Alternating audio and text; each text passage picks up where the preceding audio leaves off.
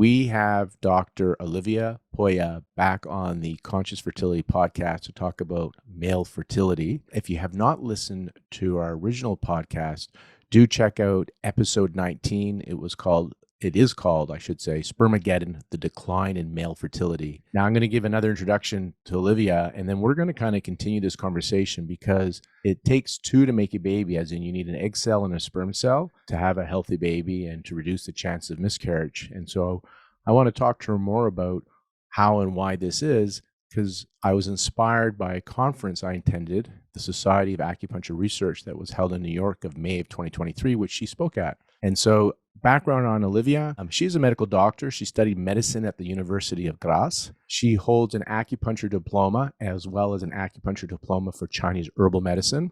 She is a fellow of the Acupuncture and TCM Board of Reproductive Medicine. That's the ABRM, as am I. We're both fellows of that. She has an integrated fertility clinic near Graz, where she has a focus on male fertility. And she's also the co-organizer of the International TCM Congress called the Tao in Graz, which I've had the privilege to attend and speak at. And she's an author. She's written two books. One is Secrets from the Chambers of Jade Treatments of Erectile Dysfunction and Lack of Libido using Chinese Medicine. And her most recent book is The Integrated Treatment of Male Infertility. And so welcome back, Olivia, to the Conscious Fertility Podcast. Thanks for having me. So good to talk to you again.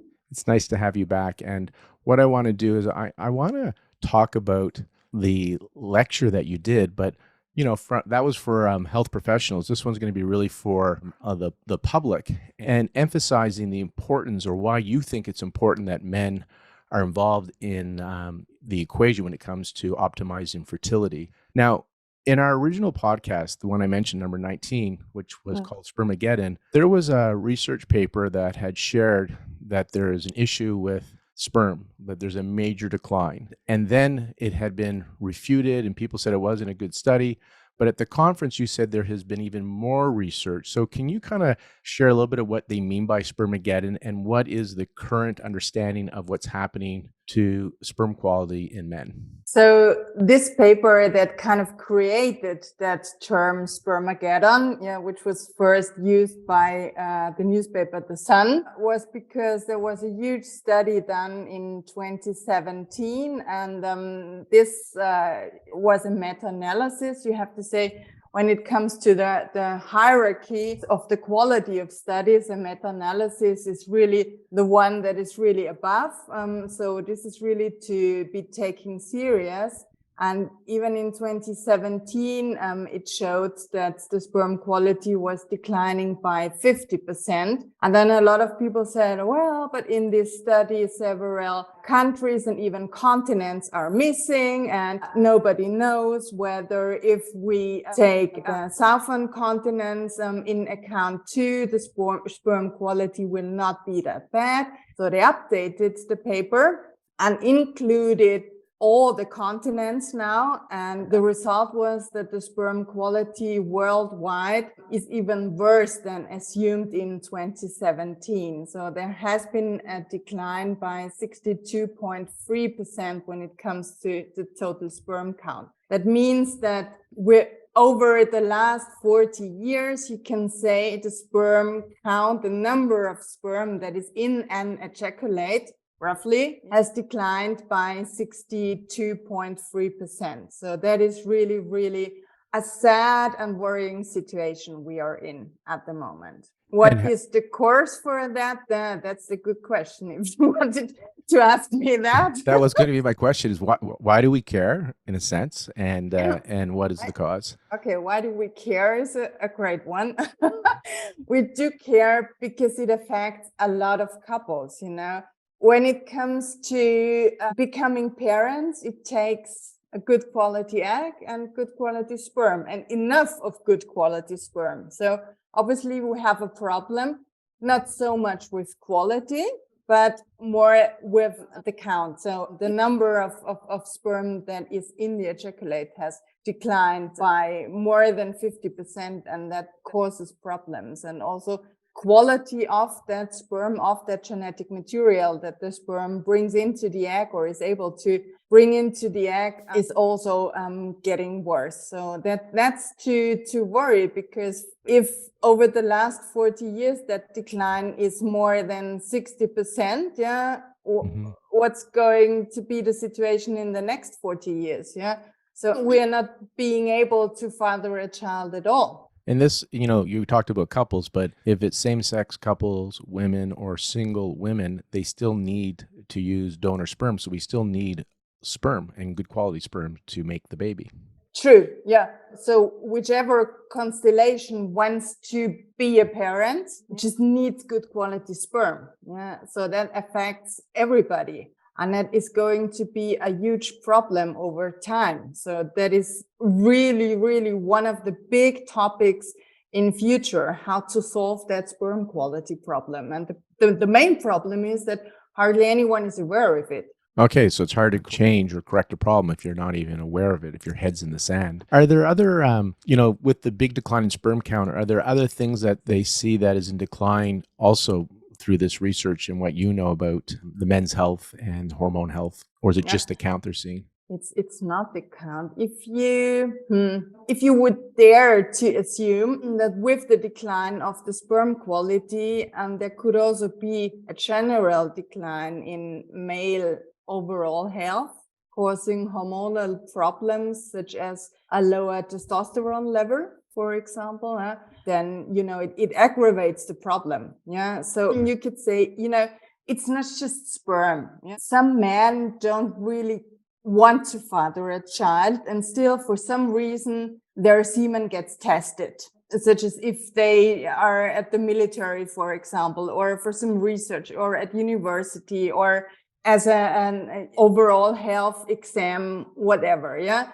And then just without intention, they realize that they have a bad semen quality. And even if they don't want to father a child, that gives you a clue about the overall health of this man. So it's not just, it's representative for the general health of a person, you could assume. So we do know that if the sperm test is bad, then this male person might be more likely to develop certain kinds of cancer, for example. That is proven. Yeah, that reminds me of Dr. Paul Turek, who we both know. He's a reproductive urologist. Yeah.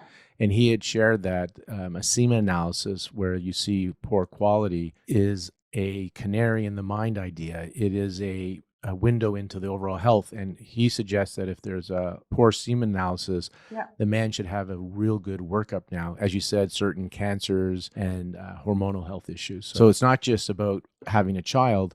This is a marker, a biomarker of well-being then. Yes, true. And that is really, really important to be aware of. I wanted to, because I think for our listeners, I want them to stay tuned, because we're going to talk about things that can be done to help improve sperm. But what are the things that we're noticing then with male factor? As in, it used to be, I've been in this field since 2000. The men were almost ignored if they had a normal semen analysis. And do we now know that the men, are they impacting pregnancy rates? Is the sperm impacting miscarriage rates? What's the data on that? That is really important to point out, that a good sperm quality is not only necessary to fertilize an egg, but it's also necessary for the embryo to be able to have a further development, and to kind of secure the pregnancy. So what I mean is that there is a huge amount of women that suffer from abortions. So they have one abortion after another. I want to clear, when you say abortion, because that's the medical term, not that they're choosing to terminate the pregnancy. No. You're saying they're having early pregnancy loss when you say early abortion. Pregnancy loss. That's what I mean. Yeah. So they really have early pregnancy loss. Yeah. And then they get checked up, and there's nothing to be found at the side of the woman. Yeah. But now there's the sperm that has to be taken into account. So that what I want to say is that sperm really contributes a lot to the quality of the embryo. And if that contribution is not of good quality, the pregnancy might not be able to continue. Yeah, so that could be a reason for early pregnancy loss, especially when that pregnancy loss happens within the first, let's say, 9 weeks. Yeah. Then you always have to hear the alarm bell, for checking for sperm DNA fragmentation. So I want to talk about that test DNA fragmentation, because what I'm thinking of, or what you're reminding me of, is that it used to be, it was always on the women, right? They just, because the semen analysis would look normal for a lot of guys. And as you just shared, normal today would be subfertile 20 years ago, right? So we got to be careful with normal. Normal means most men are subfertile, I guess, or, it doesn't necessarily mean that these are robust, healthy numbers that we're seeing, because we keep lowering the bar for what we consider the normal. But a lot of times the male's worked up, as in semen analysis, it looks normal. Nothing's flagged because they've adjusted the ranges, and yet the partner, the female, is having early miscarriages, and I've even heard of unexplained infertility. So are you seeing that in your clinical practice, that the miscarriages and unexplained can often be attributed to the men, and that's what you're sharing? Yeah, definitely. So that's often the case. And then a normal basic semen analysis isn't the end of the exam story the male has to go through. You have to really dig deeper and look at the quality of the genetic material of the sperm. And that is called the DNA fragmentation test. Yeah, that means if there are strand breaks within the DNA, that sperm could maybe fertilize an egg, but the embryo quality would be low, causing eventually pregnancy loss. So I had a question around that, Olivia, because so the DNA fragmentation test, today at the time of recording, more people are aware of it because it's being used more often, but it's still not a standard of care. And it's in Canada, it's a paid test. I don't think it's covered at this point in time, somewhere around 500 Canadian, plus or minus 100. I can't quote me on that, but it's not an inexpensive test. But they used to say that ICSI, so injecting an IVF where they inject the sperm into the egg, is how you bypass DNA fragmentation. But it's still the DNA that you're injecting. So wouldn't that still result in early pregnancy loss or unexplained infertility if you do ICSI? Do you have any thoughts around that? Because I don't know if that's still the standard of care over in Graz, but that's kind of what they would suggest. So what you could do, you would finally, if a guy has a lot of broken DNA in his genetic material, you would better go for ICSI. But still, ICSI wouldn't be the solution, because what you really want to do is check out the DNA of that sperm that you want to fertilize the egg with, without busting that sperm. Okay, so you don't want to just test it and lose it. You want to test it and use it. Right. So there are certain methods, like for example, it's called a pixie dish, where you can have the single sperm checked for a DNA strand breaks or a good DNA material, and then use it for ICSI. So that's what they have to do. And now in your book that you've written, you talk about a lot of natural ways to help improve sperm quality, including DNA fragmentation. So can you share some of the factors that can lead to DNA fragmentation, and then kind of what would be your approach? So one of the main issues causing DNA fragmentation is infections. So they are really, really often not noticed. If you have an infection of your testicles, for example, of your prostate, of your epididymitis, most of the men don't notice that they suffer from an infection, but still that harms the sperm. And the simple thing to do against it is use antibiotics. So with antibiotics, you really have to be careful in use. But if you test for that infection and you know which bacteria is causing it, then you really have to go with that certain type of antibiotics to use against that infection, and that will just lead to better sperm after a certain period of time.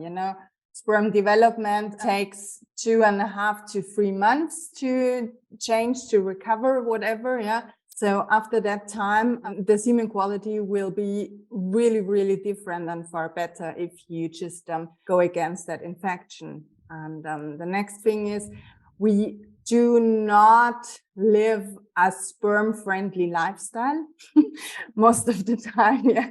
So everything that is heating your gonads might lead over a certain amount of time to DNA fragmentation. That's for sure. So you're talking like, so fever, sickness, long bicycle rides or sitting, hot tubbing, the varicocele that some men get as well.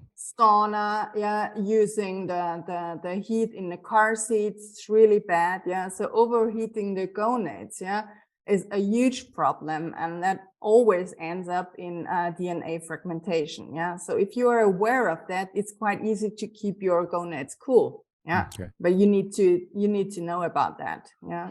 Then you certainly have to, because we are using such a stressful life, which also stresses the cells. Yeah. And sperms are cells, so they suffer from any kind of, we call that oxidative stress to the cell, yeah, which really harms the sperm quality. And what you can hold against that oxidative stress is antioxidants. Yeah. Okay. So that's really, really good to have an intake of certain supplements that increase the amount of antioxidants. Yeah.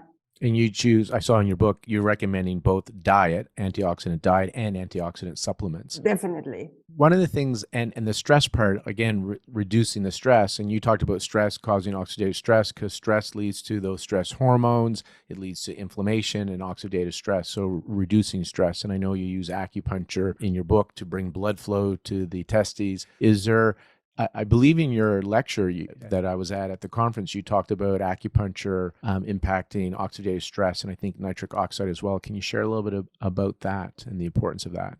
What do you mean with that exactly now? What do you want me to? I wanted to talk about the varicoceles. I'll rephrase the question, because you were talking about heating the testes, the gonads, and how that can impact both heat, motility, and count, right? And then you talked about also DNA fragmentation. The varicoceles are like these. Well, if you can share with the audience kind of what a varicocele is, because it's something that comes up in a fertility workup. And then kind of you shared in your presentation both using herbal and acupuncture for varicoceles as well as surgery. So I'd love to hear a little bit more about that. So varicoceles are really, really common in men, you have to say. Even in fertile men, to a high percentage, such as 25% of fertile men suffer from varicoceles as well without knowing. Yeah, so obviously just having a varicocele does not always affect the sperm quality, but sometimes it does. You know, it's like puzzle pieces. Yeah, if that's the only puzzle piece, yeah, that might affect the sperm quality, the body can hold against it. Yeah, but if there's lots of puzzle pieces, then the scale is going to go to the wrong side. Yeah, so varicoceles are seen in about 80% of infertile men that have fathered a child before. Yeah, so obviously that's a common cause of secondary infertility. And what they do, you can just think of it, it's just they are varicoses, yeah, of the semen strand. So they kind of heat the testicles. Yeah, that's one harm they can do.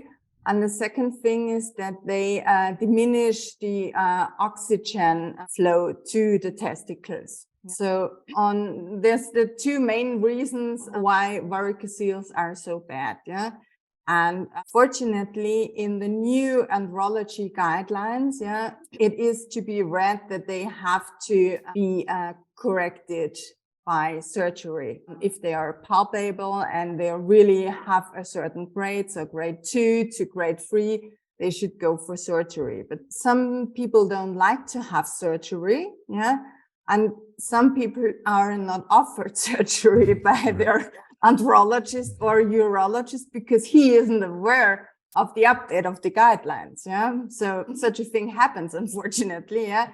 And then we are lucky enough to have another tool out of our TCM toolbox and offer them treatment via acupuncture or herbs to correct their varicocele. And according to studies, it's worth a try. You know, and I wanted to share, like, I'm a fan of the integrative approach. So you have this underlying, say, imbalance that has led to the varicocele. This is like, you know, varicose veins in the testes. And so, like you said, the standard of care is now surgery to reverse it, right? And I still like the acupuncture and herbal while you're waiting, because in our province, it still could be quite a wait to have that surgery. Yeah. And also, the idea is to treat the underlying cause so it does not reoccur. And so there is some small studies, but there are studies using Chinese herbal medicine and acupuncture. So can you discuss a little bit about that, just that does exist, using herbs and acupuncture for varicocele repairs?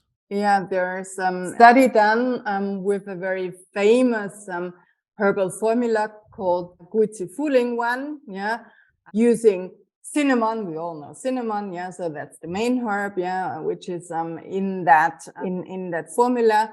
And that study quite went well because it corrected 71% of varicocele. So it's worth a try, especially when you have a waiting time to have your surgery done. So maybe you might not need it in the end. Yeah. And acupuncture as well. There was the study. And acupuncture as well. So, and you know, a good TCM therapist will always combine acupuncture with the herbs. Yeah. Right. So that's in Chinese medicine, that is called a Dao Ma group. Yeah. Mm-hmm. Which means that you have a horse carriage. Is that the correct word? Yeah. And you have two horses. Yeah. That would carry your carriage. Yeah. That's always wiser than just having one. One horse. Oh, I like that. So you got two horses. One's the acupuncture, one's the herbal. So again, the integration. And I was curious, in your practice, again, I want to share, talking to a reproductive urologist, theoretically, after you do a varicocele repair, within 72 to 90 days, the time for spermogenesis, you would expect the sperm to be okay. But they said clinically it can sometimes take up to 6 months, which is interesting, versus just 3 months. So I just wanted to share with the listeners and check in with you, Olivia, but give yourself that 6-month window to see a shift. It doesn't always, for whatever reason, happen after 3 months, although theoretically it should. Clinically, reproductive urologist, it was Dr. Paul Turek who shared with me that sometimes it can take up to 6 months after the repair. That's what I see in my clinic as well. Yeah. So I always tell my patients at the start that we should better assume a treatment time of 6 months. Yeah. And then talk about the results. The 3 months checkup is kind of where are we checkup, but it might not be the end of the journey. Sometimes, we are all different, and sometimes the recovery potential of a person is lower, and sometimes it's bigger. We don't have the same amount of energy that could be used for that recovery. And two is men and age, and then let's talk about men and weight as well. Okay, so men and age is, you always think about you need young eggs, to have more potential to conceive, but that's not true because it's also the paternal age that comes into account. So with men aging, the probability of fertilizing an egg is also going down. With advanced paternal age, you might really want to use every strategy you have to improve your sperm quality, such as eat a good diet, use supplements, have a proper intake of antioxidants, watch your temperature of the gonads, have enough sleep, and all the things, and avoid everything that could harm the sperm. So that's really, really important as well. And we know men can father children much later in life, but our goal is always healthy baby. And so that's the research where they're showing the health of the child can be impacted by the health of the father and the age of the father. So again, there's chronological age and biological age. So you're talking about sleep, exercise, rest, eating well, diet, supplements, things to kind of keep you as biologically young as possible. And then sometimes, and I know because of your book and how you practice, you use acupuncture and herbal medicine as well. We're going to go into the weight. I wanted to ask you this, so based on the research, what's the dosaging of acupuncture in your practice, and what's duration? Because when I looked at some of the studies that you shared at the Society of Acupuncture Research Conference, and I'm asking if I've interpreted it right, because it's kind of how I like to do my practice. It seems like the norm from the research is twice a week, and anywhere from 10 to 16 treatments over twice a week. So people could be going for like up to 8 weeks of treatment. At least.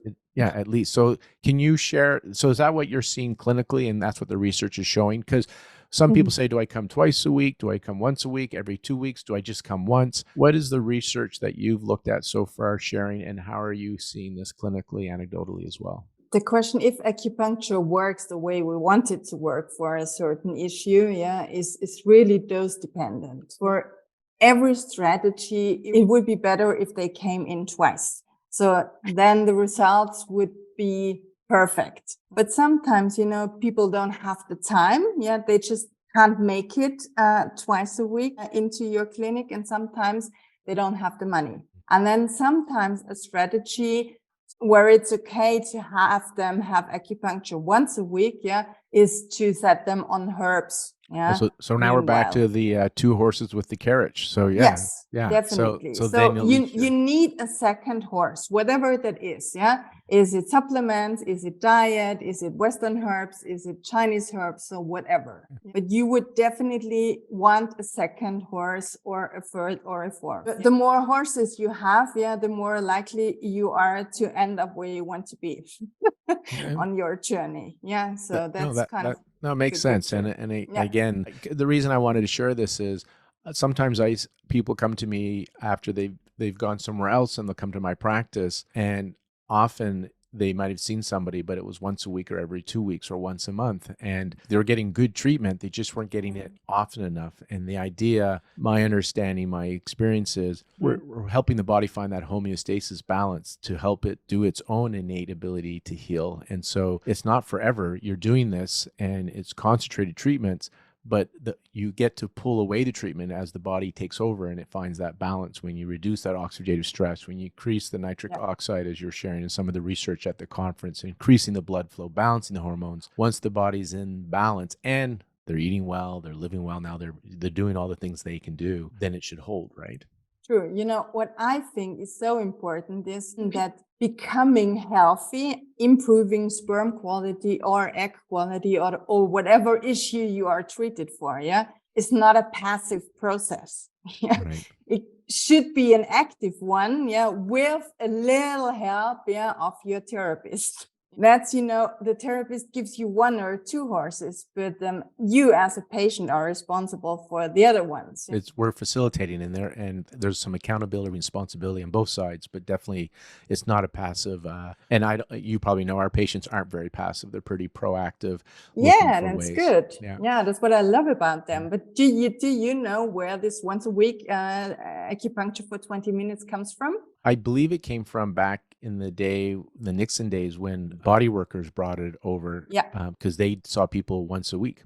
Yeah, true. So when acupuncture was brought from China to the West, then they kind of tried to figure out which therapy was similar to acupuncture, because they couldn't kind of really deal well what acupuncture is and in which kind of drawer that fits in, So they assumed it might be just like physiotherapy or massage, and therefore it became usual to use it once a week for 20 minutes because that's what the physiotherapists and massage therapists did. But that's not what they were doing in China and Korea. Totally not. You get acupuncture every other day.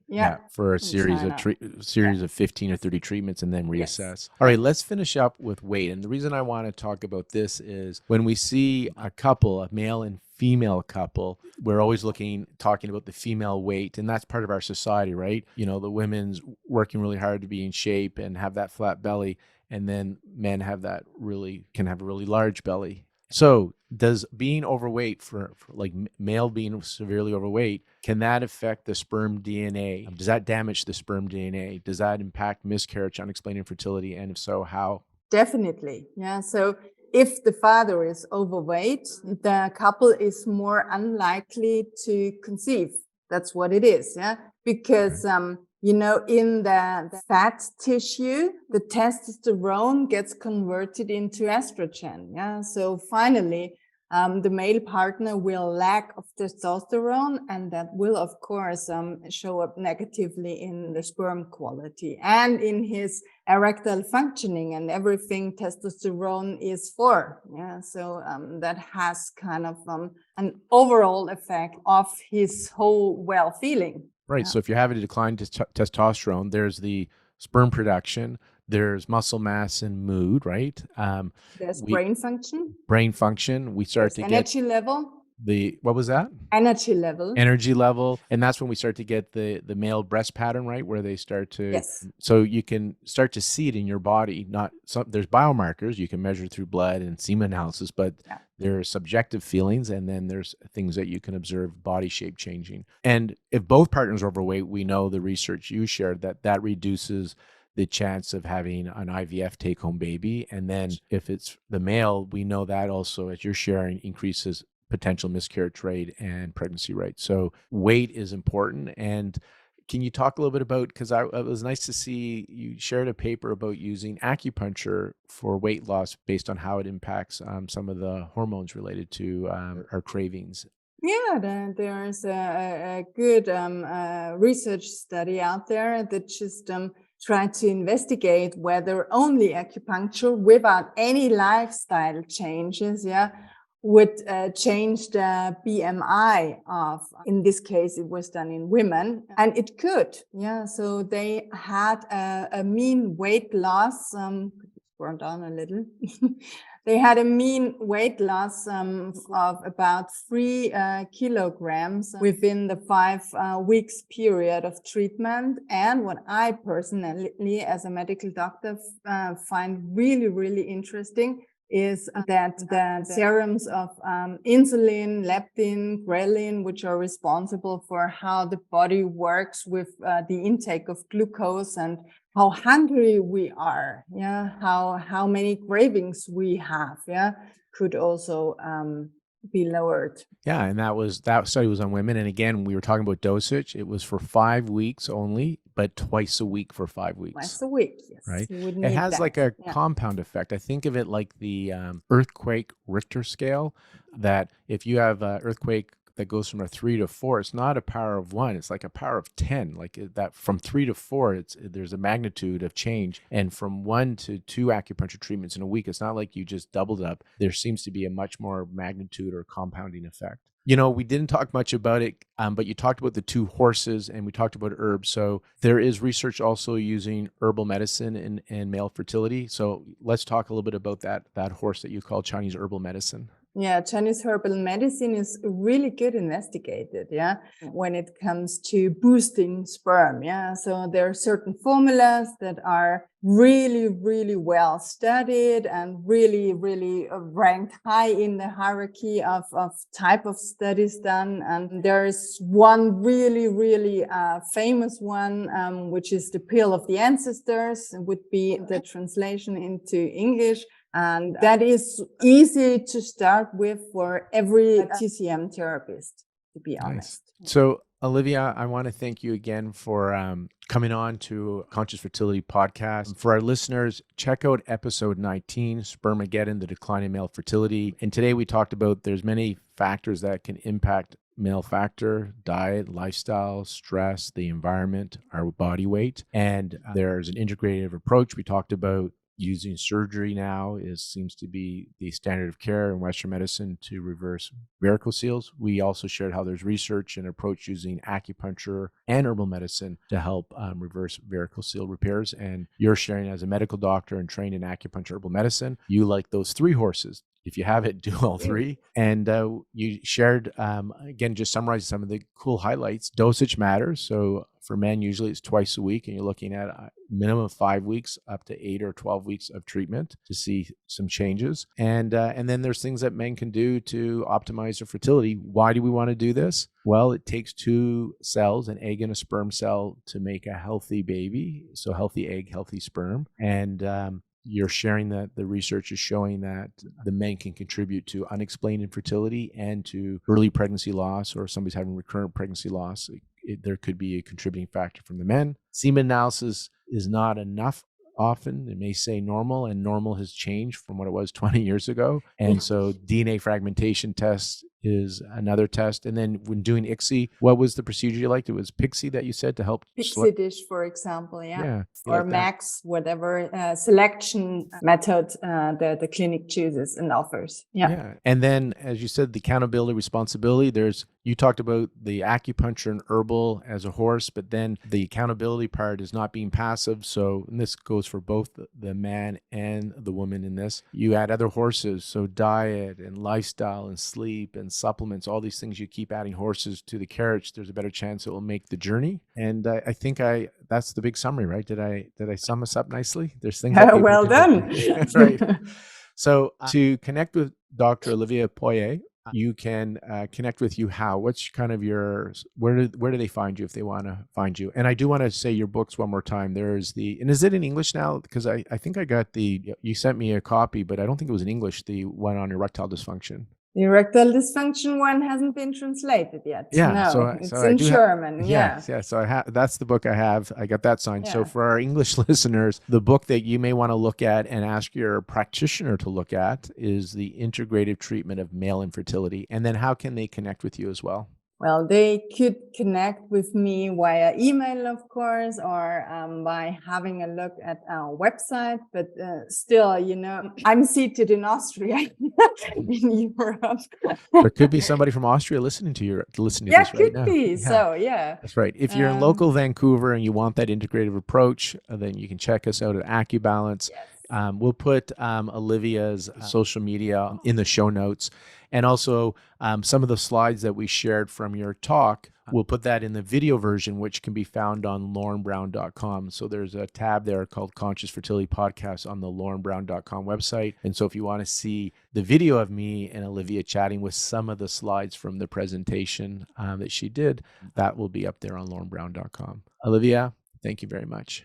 Thank you, Lauren. It was great fun talking to you. And thank you for giving me that platform and going with me on that mission to change the approach to a 50-50 approach when it comes to creating a good quality embryo and taking home a baby. Yeah, people want a healthy baby, but as you know, and I know, usually it's the female that's coming in for treatment, even when it's known as male factor. And so, it's important. If the goal is healthy baby, then we want not only the egg quality and uterine environment, but we also want sperm quality. Here's the good news. Usually sperm is much easier to improve. Yeah. But still, men have to be aware of the fact that they are part of the journey as well. Yeah. Yes. We really invite the men to get involved. And we know most of our listeners are females. If you're in a relationship with a man and you're trying to have a family, then have him sit down maybe and listen to this podcast and the one that Olivia did on episode 19. And there's also one by Dr. Paul Turek, who's a reproductive urologist, sharing it. And I know men sometimes want that science and credibility. So Dr. Olivia Pojer, she's a medical doctor, and she's also trained in Chinese medicine, so in acupuncture and herbal medicine. Dr. Paul Turek is a reproductive urologist. So hopefully, if they hear it from them, that will inspire, motivate them to want to get more involved. Thank you, Olivia. You're welcome. Thank you.